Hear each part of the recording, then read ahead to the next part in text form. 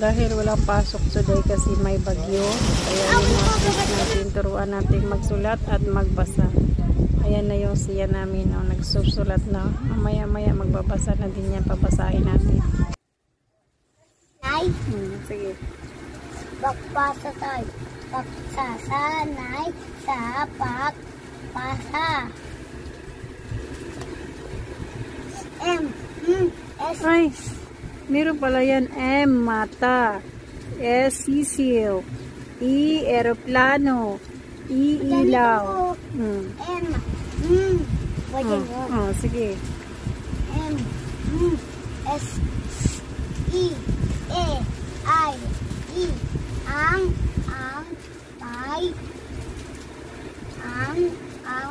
may ay kay may na Hindi yan si.